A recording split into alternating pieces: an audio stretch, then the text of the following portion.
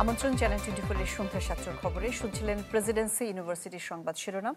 আপনাদের সাথে থাকছি আমরা দুজন, আমি শানাত শাহরিয়ার এবং Iqbal Ahsan. RFL kitchen sync, স্বাস্থ্যকর কিচেনের চিরস্থায়ী সমাধান। শিরোনামে জানাচ্ছিলাম যে লন্ডনে ডক্টর মোহাম্মদ ইউনূস ও তারেক রহমানের বৈঠকের রেশে চাপ বা উত্তেজনা দেশের রাজনীতির ময়দানে। বিএনপি একে ঐতিহাসিক মুহূর্ত বললেও উল্টো সুরে কথা বলছে জাতীয় নাগরিক পার্টি ও জামায়াতে ইসলামী। এমন অবস্থায় এনসিপি নেতারা প্রশ্ন তুলেছেন সরকারের নিরপেক্ষতা নিয়ে।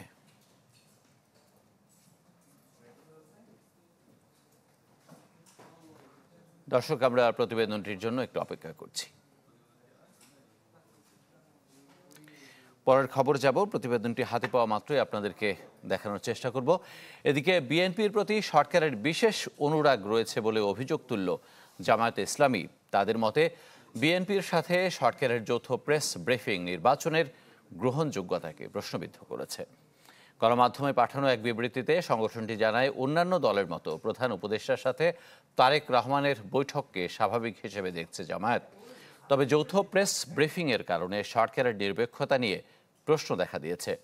একটি নির্দিষ্ট দলের সাথে বৈঠক করে সামগ্রিক রাজনৈতিক বিষয়ে সিদ্ধান্ত নেওয়া সমীচীন হবে না বলেও মনে করে জামায়াত।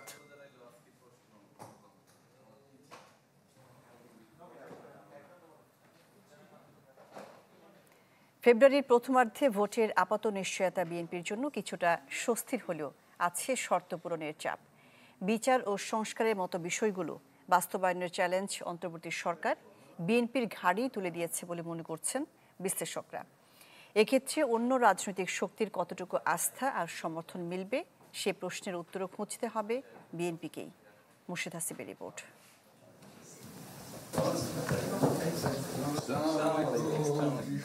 শুক্রবার দেশবাসীর নজর ছিল লন্ডনে।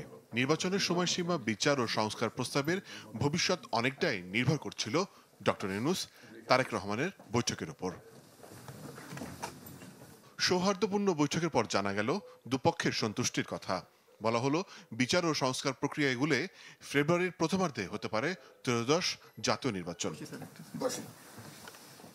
অনেকের মতে রাজনীতির পাশা খেলায় বিএনপি এগিয়ে থাকলো, কিন্তু এগিয়ে থাকার স্বস্তি এনেছে কিছুটা চ্যালেঞ্জও। জুলাই আন্দোলনে মানবতা বিরোধী অপরাধের বিচার, সংবিধান, জনপ্রশাসন, নির্বাচন, বিচার বিভাগ ও দুর্নীতি দমন সহ অন্য কমিশনের মৌলিক সংস্কারের সবকিছুর বাস্তবায়নে ভর নিতে হবে বিএনপিকেই। তাহলে বিএনপিকে হয় দেখাতে হবে তারা সংস্কারের প্রতি কমিটেড। কিছু গুরুত্বপূর্ণ সংস্কার যেটা বললাম ক্ষমতার ভারসাম্য সেইটার সাথে সংযুক্ত, সেই ব্যাপারে তাদেরকে এগ্রিমেন্ট দেখাতে হবে, অথবা তাদেরকে পুরোটা ডিনাই করতে হবে। এবং যদি পুরোটা ডিনাই করে তখন কিন্তু সরকার বলতে পারে আবারও যে আমরা এটাকে কন্ডিশনাল রেখেছিলাম এই সংস্কারগুলোর উপরে, এই কন্ডিশনগুলো ফুলফিল হয় নাই, তাহলে ফেব্রুয়ারিতে তো আমরা নির্বাচন করতে পারছি না। রাজনৈতিক ঘটনা প্রবাহে একটি বিষয় স্পষ্ট যে রাজনৈতিক শক্তিগুলোর সমর্থন ছাড়া বিএনপির জন্য সামনের পথ চলা খুব একটা মসৃণ হবে না। এই চ্যালেঞ্জ কিভাবে উতরাবে দলটি, সেই পথনকশাও মাথায় রাখার পরামর্শ এই বিশ্লেষকের। ইলেকশন পরবর্তী সময়ে সংসদে যখন সংবিধান সংশোধন হবে বা সংবিধান রিরাইট হবে, যেটাই হোক না কেন, সেই জায়গাতে এসে যদি দেখা যায় হচ্ছে গিয়ে বিএনপি তার পূর্বের প্রতিশ্রুতি কোনো কিছুই বাস্তবায়ন করছে না, বা যেই প্রেক্ষাপটে 5ই আগস্টের যে গণ অভ্যুত্থান আমরা দেখেছি সেটার সাথে বিএনপি কমপ্লিটলি রিজেক্ট করতেছে, সেই কেসটা কিন্তু বানানো বিএনপির এগেইনস্টে অনেক বেশি সোজা হয়ে যাবে রাজনৈতিক দলগুলোর জন্য। এই বিশ্লেষকের মতে বিচার সংস্কারের বিষয়গুলো স্পর্শকাতর। সুনিপুণভাবে এগুলো বাস্তবায়ন করা না গেলে শঙ্কা আছে রাজনৈতিক মতবিরোধ সংঘাতের রূপ নেয়ার। এই উইন্ডোটা যদি আমাদের বন্ধ হয়ে যায় তাহলে কিন্তু হচ্ছে কি আমরা একটা বড় ধরনের বিপদের মধ্যে পড়তে যাচ্ছি। মোর্শেদ হাসিব, চ্যানেল 24, ঢাকা। 4 দিনের যুক্তরাজ্য সফর শেষে দেশে ফিরেছেন প্রধান উপদেষ্টা ডক্টর মোহাম্মদ ইউনূস। সকালে বিমান বাংলাদেশ এয়ারলাইন্সের একটি ফ্লাইটে হযরত শাহজালাল আন্তর্জাতিক বিমানবন্দরে পৌঁছান তিনি। লন্ডনের স্থানীয় সময় সন্ধ্যায় ঢাকার উদ্দেশ্যে রওনা হন তিনি। যুক্তরাজ্য সফরের প্রথম দিন বিভিন্ন আলোচনা সভায় অংশ নেন প্রধান উপদেষ্টা, গ্রহণ করেন কিংস চার্লস হারমোনি অ্যাওয়ার্ড। তবে সফরে উল্লেখযোগ্য ছিল প্রধান উপদেষ্টার সঙ্গে বিএনপির ভারপ্রাপ্ত চেয়ারম্যান তারেক রহমানের একান্ত বৈঠক।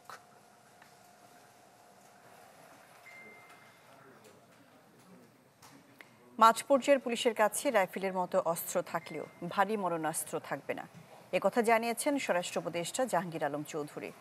এপিবিএনের সদর দপ্তর পরিদর্শনে গিয়ে তিনি জানিয়েছেন, নির্বাচনের নিরাপত্তা নিশ্চিতে প্রস্তুত আইনশৃঙ্খলা রক্ষাকারী বাহিনী। সকালে রাজধানীতে আর্মড পুলিশ ব্যাটালিয়ন এপিবিএনের হেডকোয়ার্টার পরিদর্শনে যান স্বরাষ্ট্র উপদেষ্টা। খোঁজখবর নেন বাহিনীটির সার্বিক কার্যক্রমের। পরে সাংবাদিকদের সাথে কথা বলেন তিনি। জানান, মাঠ পর্যায়ে পুলিশের কাছে রাইফেল থাকলেও ভারী মারণাস্ত্র থাকবে না। বলেন, এপিবিএনের মতো বিশেষায়িত ইউনিটের কাছে থাকবে ভারী অস্ত্র। মারণাস্ত্র বলতে হলে ওটা বুঝাইছি, বড় ধরনের অস্ত্র থাকবে না। তার কাছে তো রাইফেল থাকবেই। তাদের অর্গানাইজেশন এবং তাদের হাতিয়ার ঠাতিয়ার অন্যান্য বাহিনীর থেকে একটু ডিফারেন্স। এখানেও পুলিশের ক্ষেত্রেও কিন্তু বিভিন্ন বাহিনীর হাতিয়ারটা ডিফারেন্স। এরপর উত্তরায় র্যাব 1-এর কার্যালয় পরিদর্শন করেন স্বরাষ্ট্র উপদেষ্টা। বলেন, সরকার যখনই চায় তখনই জাতীয় নির্বাচনে নিরাপত্তা নিশ্চিতে সর্বাত্মক প্রস্তুতি আছে আইন শৃঙ্খলা রক্ষা বাহিনীর। আমাদের ইলেকশন যে সময় হবে ওই সময়ের জন্য যেই ধরনের প্রস্তুতি দরকার হবে আমরা ওই ধরনের প্রস্তুতি। এ সময় তিনি ভারতের অবৈধ পুশিনেরও সমালোচনা করেন। আহ্বান জানান, ভারতে যদি বাংলাদেশি নাগরিক থাকে নিয়মতান্ত্রিকভাবে তাদের দেশে ফেরানোর। আমাদের দেশের নাগরিক যদি অন্য দেশে থাকে আমরা তাদের অবশ্যই নিব, বাট সেটা প্রপার চ্যানেলে আসতে হবে। মির্জা রাকিব, চ্যানেল 24, ঢাকা।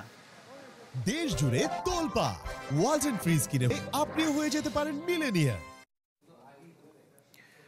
দর্শক, আমরা শুরুতেই যে খবরটি আপনাদেরকে দেখাতে চেয়েছিলাম যে লন্ডনে ডক্টর মোহাম্মদ ইউনূস ও তারেক রহমানের বৈঠকের রেশে চাপা উত্তেজনা দেশের রাজনীতির ময়দানে। বিএনপি একে ঐতিহাসিক মুহূর্ত বললেও উল্টো সুরে কথা বলছে জাতীয় নাগরিক পার্টি ও জামায়াতে ইসলামী। এনসিপি নেতারা প্রশ্ন তুলেছেন সরকারের নিরপেক্ষতা নিয়ে। গণঅভ্যুত্থান পরবর্তী নতুন বাংলাদেশ বিনির্মাণের প্রশ্নে শুরুর দিকে ছাত্রনেতৃত্ব চালকের আসনে থাকলেও 10 মাসের ব্যবধানে নির্বাচন ইস্যুতে বল এখন বিএনপির কোর্টে। সংস্কার, জুলাই সনদ ও গণহত্যাকারীদের বিচারের দাবি ছাপিয়ে গত কয়েক সপ্তাহে রাজনীতির কেন্দ্র নির্বাচনের দিনক্ষণ। সর্বশেষ লন্ডনের বৈঠকে অন্তর্বর্তী সরকার ও বিএনপির মধ্যে একরকম সমঝোতার পর এখন অনেকটাই ব্যাকফুটে তরুণদের দল এনসিপি। এমন অবস্থায় কোন পথে হাঁটবেন তারা?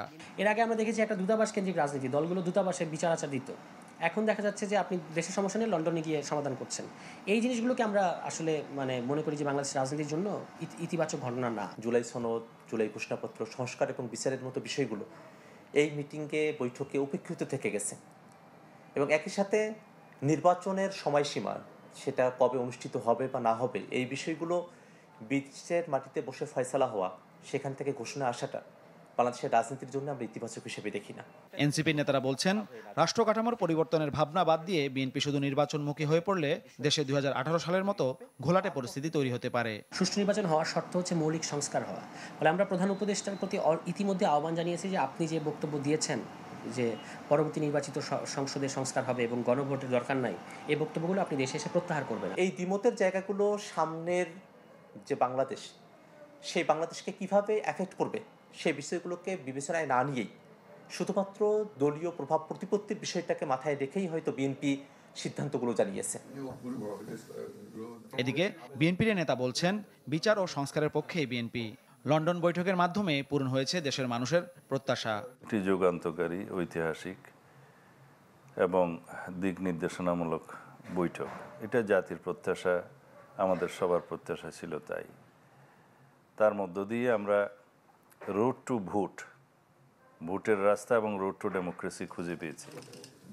মাহফুজ কামাল, চ্যানেল 24, ঢাকা। তীব্র সংঘাতের রাত পার করেছে ইরান ও ইসরায়েল। তেহরানের দফায় দফায় ছোঁড়া ক্ষেপণাস্ত্র ও ড্রোনে ব্যাপক ক্ষয়ক্ষতি হয়েছে তেল আবিব, জেরুজালেম সহ কয়েকটি শহরে। আর তাতে এখন পর্যন্ত প্রাণ গেছে 4 ইসরায়েলের, আহত 80 জন। নিরাপদ স্থানে সরিয়ে নেওয়া হয়েছে প্রধানমন্ত্রী নেতানিয়াহুকে। ইরান হুঁশিয়ারি দিয়ে বলছে, যুক্তরাষ্ট্র, ফ্রান্স, যুক্তরাজ্য যদি ইসরায়েলের উপর হামলা ঠেকায় তাহলে হামলা হবে মধ্যপ্রাচ্যে তাদের স্থাপনাগুলোতে। হামলা পাল্টা হামলা, একবার নয়, দুবার নয়, লাগাতার চলছেই। ইরানের এই চোখ রাঙানিতে স্মরণকালের ইতিহাসে নজিরবিহীন বিপর্যয়ের মুখে ইসরায়েল। শুরুটা করেছিল জায়নবাদীরা, শুক্রবার ইরানের পারমাণবিক অস্ত্রের উৎপাদন ঠেকানোর নাম করে দেশটিতে একের পর এক হামলা চালায় ইসরায়েল, যার শক্ত জবাবের হুঁশিয়ারি দেয় তেহরান। মধ্যরাতেই সে প্রতিশ্রুতির কঠোর বাস্তবায়ন দেখল তেল আবিব। ইরান থেকে উড়ে আসা শত শত ক্ষেপণাস্ত্র আছড়ে পড়ে ইসরায়েলের রাজধানীতে। ভেঙে পড়ে বেশ কিছু ভবন, হতাহতের চিৎকারে ভারী হয়ে আসে দখলদার দেশটির আকাশ।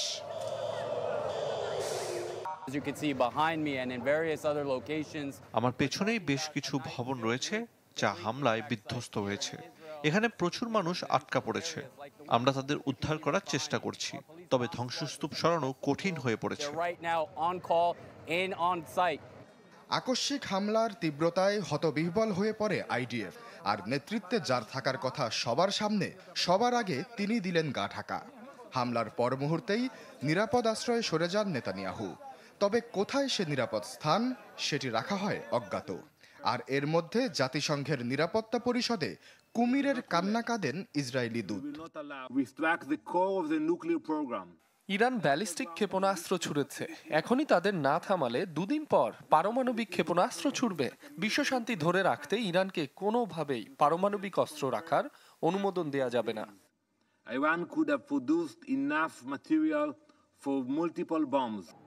এরপর সেই যে শুরু হলো হামলা, তা থামেনি শনিবারেও। এবারে শুধু তেল আবিব নয়, লন্ডভন্ড হয় জেরুজালেম সহ বড় কয়েকটি শহর। সাইরেনের শব্দে কেঁপে ওঠে হাইফা, এলিয়াত সহ বেশ কিছু এলাকা। মধ্য ইসরায়েলে হুড়মুড় করে ভেঙে পড়ে অসংখ্য ভবন, কয়েকটি আবাসন থেকে ভেসে আসে আগুনের লেলিহান শিখা। আশ্বাস চৌধুরী, চ্যানেল 24। ইরান ইসরায়েল যুদ্ধ থামাতে মধ্যস্থতা করতে চান রুশ প্রেসিডেন্ট ভ্লাদিমির পুতিন। আর সংঘাত নিয়ে সৌদি যুবরাজের সাথে কথা বলেছেন মার্কিন প্রেসিডেন্ট ডোনাল্ড ট্রাম্প। এদিকে তুরস্ক বলছে ইসরায়েলের দস্যুতার অবসান হওয়া উচিত।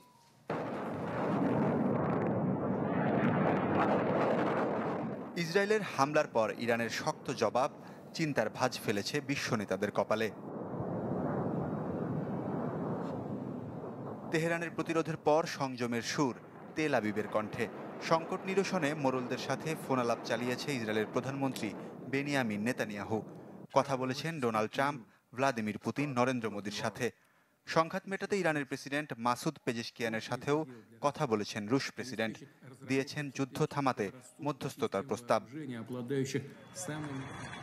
উত্তেজনার প্রেক্ষাপটে সৌদি আরবের যুবরাজ মোহাম্মদ বিন সালমানের সাথে কথা বলেছেন মার্কিন প্রেসিডেন্টও। ফক্স নিউজকে দেয়া সাক্ষাৎকারে হত্যাযজ্ঞ বন্ধের আহ্বান জানালেও ইরানকেই দুষছেন ডোনাল্ড ট্রাম্প। এই সংঘাত দীর্ঘায়িত হলে গোটা মধ্যপ্রাচ্য ঝুঁকিতে পড়বে বলে জানিয়ে সংযমের আহ্বান জানিয়েছেন জাতিসংঘ মহাসচিব অ্যান্তনিও গুতেরেস। ইসরায়েলের আগ্রাসনকে অগ্রহণযোগ্য ও উস্কানিমূলক বলে দাবি করেছে ক্রেমলিন।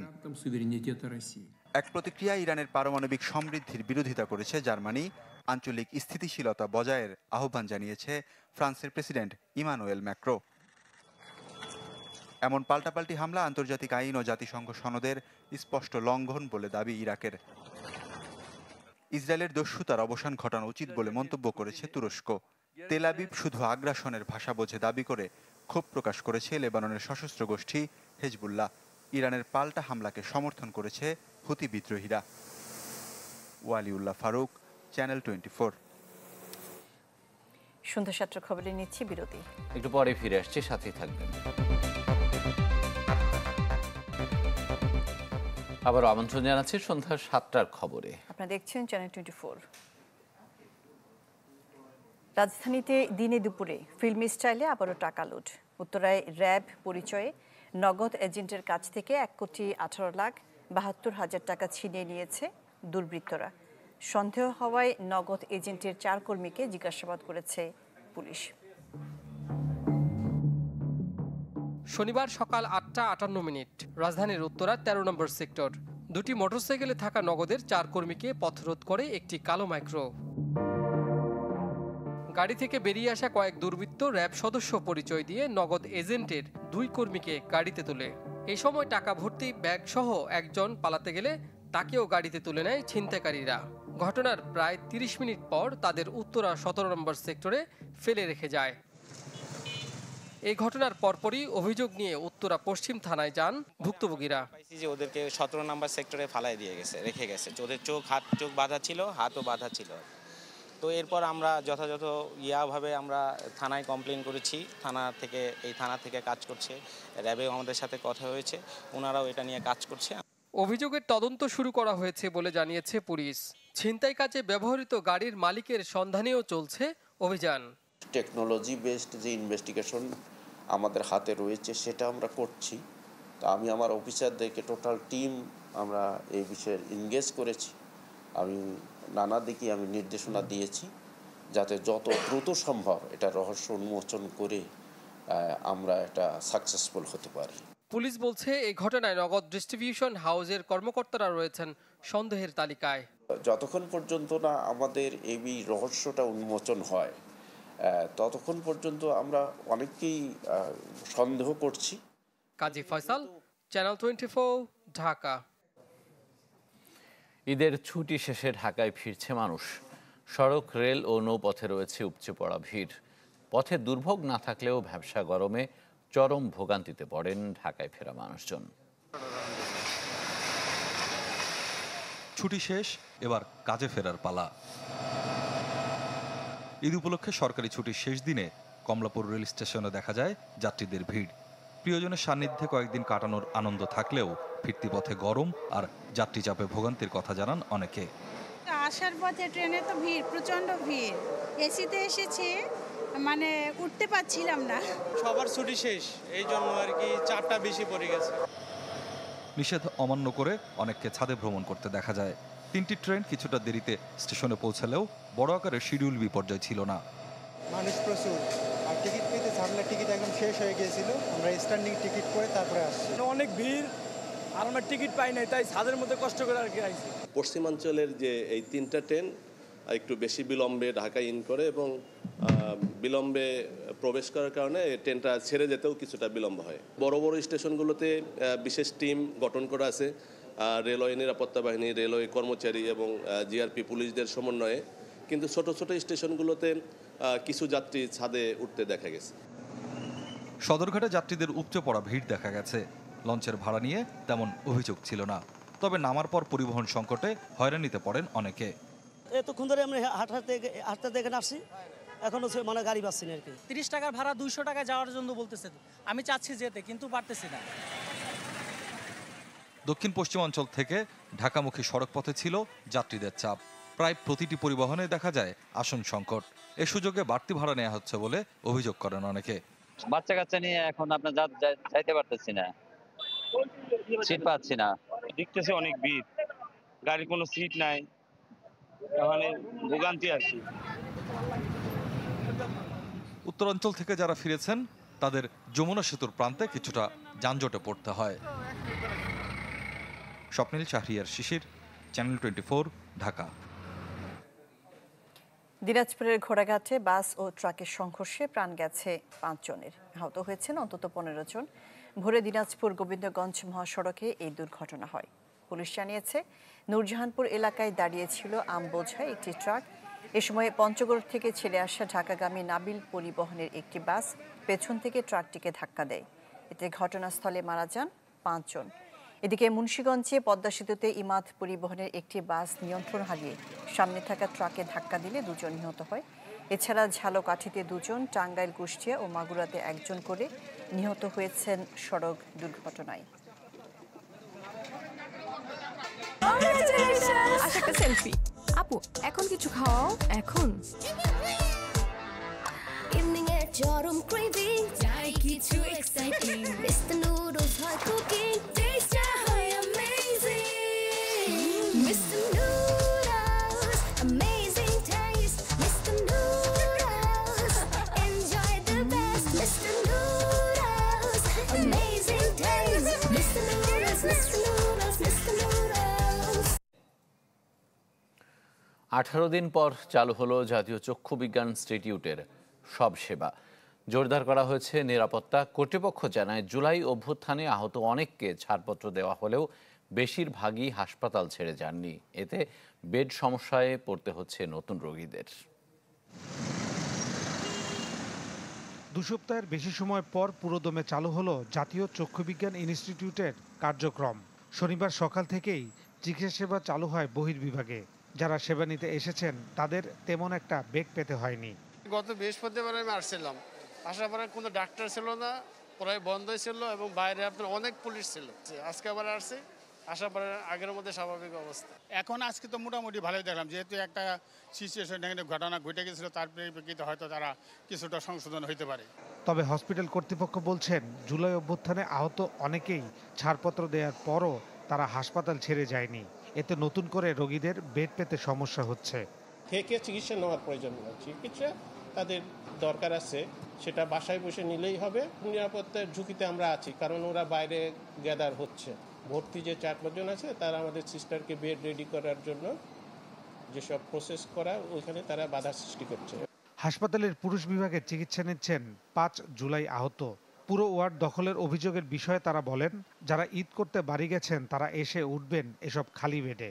আর আমরা ছুটিতে গেছি, ছুটির থেকে আইবো, আয়া থাকবো কই, মানে আইলে আপনার যদি হসপিটাল না ঢুকতে দেন তাহলে কি আমাকে রুগী আছে 57 জনের ভিতরে 4 জন রুগী ভর্তি রাখছে। যার আন্ডারে ভর্তি সেই আমাকে রিলিজ দিবে যদি আমার ট্রিটমেন্ট না থাকে।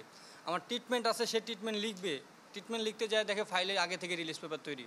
এদিকে বহিরাগতরা যাতে হাসপাতালে বিশৃঙ্খল পরিস্থিতি সৃষ্টি করতে না পারে সেজন্য নিরাপত্তা ব্যবস্থা জোরদার করা হয়েছে। সব প্রবেশপথ বন্ধ করে একটি মাত্র গেট দিয়ে হাসপাতালে রোগীদের প্রবেশ করানো হচ্ছে।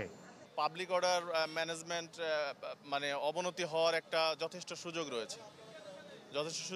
আমাদের কাছে এরকম তথ্য রয়েছে যে এখানে আইন শৃঙ্খলা বিঘ্নিত হতে পারে। সেই তথ্যের ভিত্তিতেই আমরা এখানে ফোর্স বাড়িয়েছি। এর আগে গেল 25 মে হাসপাতালের পরিচালকের কক্ষে বৈঠক চলাকালে সঠিক চিকিৎসা না পাওয়া ও অবহেলার অভিযোগ এনে বিষপান করেন সেখানে চিকিৎসা নেয়া 4 জুলাই যোদ্ধা। এই ঘটনার 3 দিন পর 28 মে উন্নত চিকিৎসা ও বিদেশে যাওয়ার দাবিতে আন্দোলনে নামে জুলাই যোদ্ধারা। একই দিন বিভিন্ন অনিয়মের অভিযোগে হাসপাতালের চিকিৎসক ও কর্মচারীদের সাথে সংঘর্ষের জলায় জুলাই আহতরা। ফয়সাল হোসেন, চ্যানেল 24, ঢাকা। সময় হলো আরো একটা বিরতির। একটু পরে সঙ্গেই থাকুন।